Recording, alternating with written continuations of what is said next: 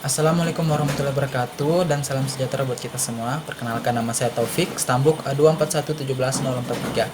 Pada kesempatan kali ini saya akan membawakan soal dengan materi optik, lensa cembung dan lensa cekung. Kita masuk ke soal pertama. Saya bacakan soalnya. Sebuah lensa cembung memiliki jarak fokus f jika jarak antara benda dan fokus kedua adalah 4 cm dan jarak antara bayangan benda dan fokus kedua adalah 9 cm. Berapakah fokus f dari lensa tersebut? Oke, opsi yang pertama 6 cm, kemudian B 5 cm, kemudian C 7 cm, dan D 5 cm. Kita masuk untuk menyelesaikan soalnya. Jadi pertama, misalkan jarak antara benda dan fokus pertama adalah x4. Kita misalkan ya. Dan jarak antara bayangan dan fokus kedua adalah x aksen 9 cm. Maka S-nya sama dengan 4 cm tambah F, dan x aksennya sama dengan 9 cm tambah f. Sehingga dari persamaan tersebut kita bisa rumuskan f sama dengan ss aksen per s tambah s aksen. Kemudian bawahnya f 4 tambah f dikali 9 tambah f per 4 tambah f ditambah 9f. Kemudian f dalam kurung 13 tambah 2f sama dengan 36 ditambah 13f ditambah f kuadrat. Turun ke bawah, f dalam kurung 13 ditambah 2f kuadrat sama dengan 36 ditambah 13f tambah f2. Jadi 36 sama dengan f kuadrat. Jadi sama dengan f sama dengan 6 cm. Jadi kita dapat jawabannya yaitu 6 cm. Jadi yang benar A ya. Kita kemudian lanjut ke nomor 2. Sebuah benda terletak di muka sebuah lensa yang mempunyai jarak fokus 10 cm. Bayangan yang terjadi ternyata tegak dan tingginya 2 kali tinggi benda itu. Berapakah jarak antara benda dan bayangan?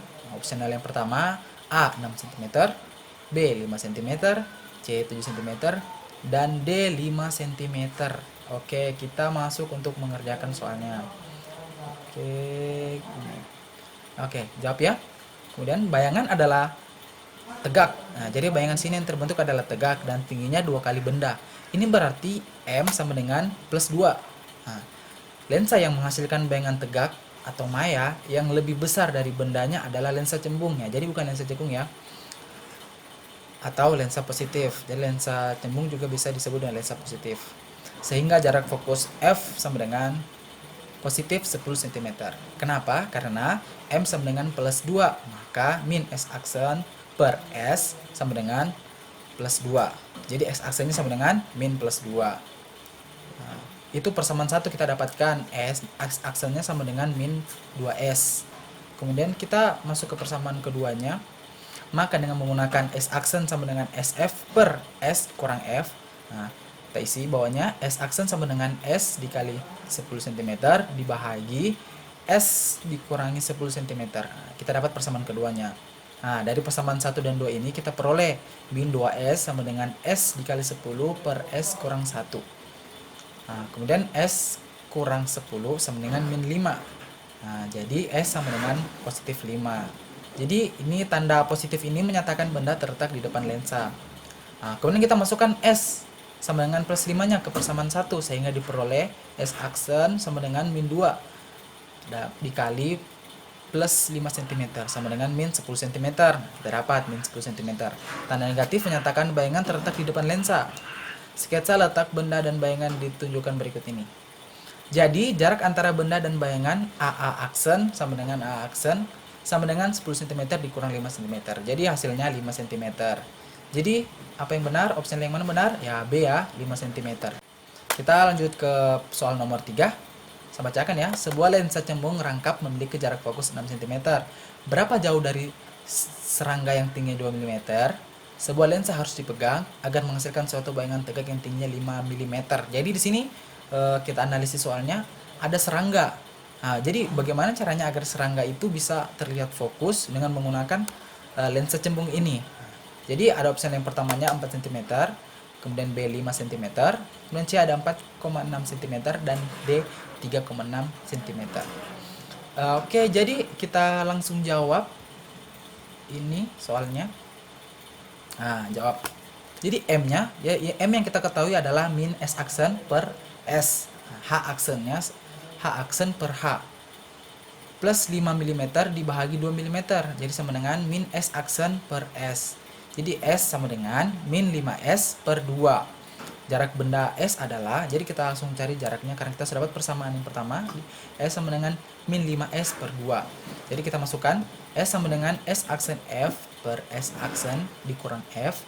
S sama dengan min 5S per 2. Kemudian dikali 6 cm dibahagi min 5S dibahagi 2 dikurang 6 cm.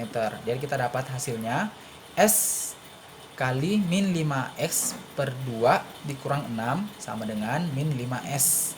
Jadi kita dapat min 5S per 2 sama dengan 9. Jadi S hasilnya 3,6 cm. Jadi cukup mudah. Jadi opsional yang benar adalah D ya, 3,6 cm. Kita lanjut ke soal berikutnya nomor 4. Nah, ini adalah soal yang cukup menarik. Berikut ini adalah sifat-sifat bayangan. Nah, ada sifat-sifat bayangan ini kita bacakan. Yang pertama nyata, terbalik, diperbesar, tegak, maya, diperkecil. Jika sebuah benda setinggi 1 cm diletakkan di depan lensa cembung pada jarak 3 cm dan fokus lensa adalah 2 cm, tentukan sifat bayangan yang terbentuk.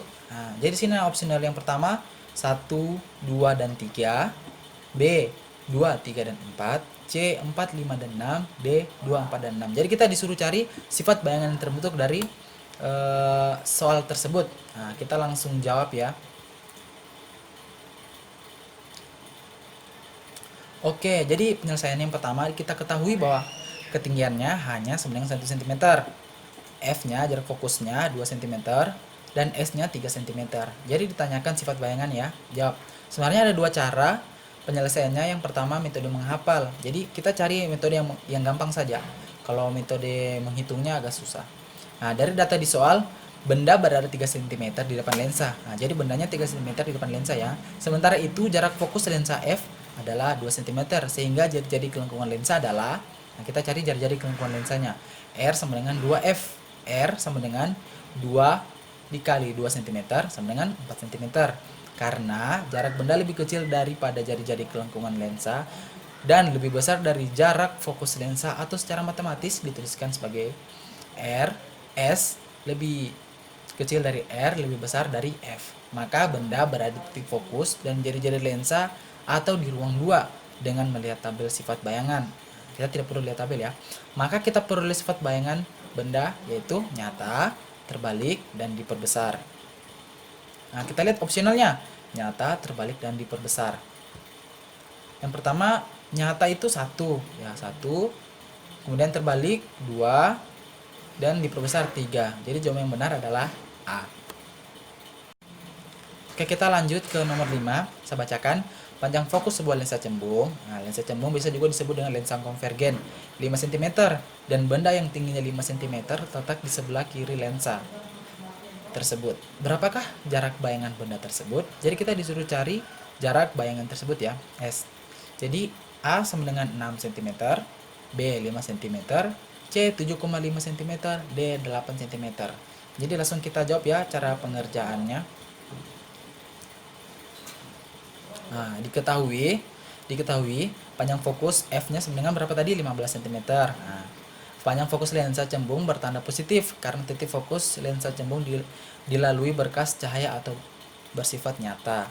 Tinggi bendanya H sama dengan 5 cm dan jarak bendanya S 5 cm. Jadi ditanya jarak bayangan, perbesaran bayangan.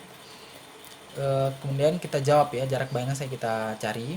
1, jadi kita rumus persamaannya itu S aksen sama dengan 1 per S aksen sama dengan 1 per F kurang 1 per S. Jadi sama dengan 1 per 15 dikurang 1 per 5. 1 per 15 dikurang 3 per 15, kemudian min 2 dibagi 15. Nah, jadi X aksen sama dengan 15 dibagi 2. Jadi sama dengan hasilnya min 0,75 cm. Sama dengan min 7,5 cm. Oke. Jarak bayangan bertanda negatif, artinya bayangan bersifat maya atau bayangan tidak dilewati berkas cahaya. Jarak bayangan 7,5 cm lebih besar daripada jarak benda 5 cm.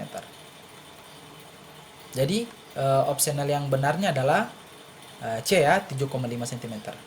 Jadi sekian dari saya, begitulah pemaparan soal-soal dan pembahasannya. Lebih dan kurangnya saya mohon maaf. Wabillahi taufiq wal hidayah. Wassalamualaikum warahmatullahi wabarakatuh.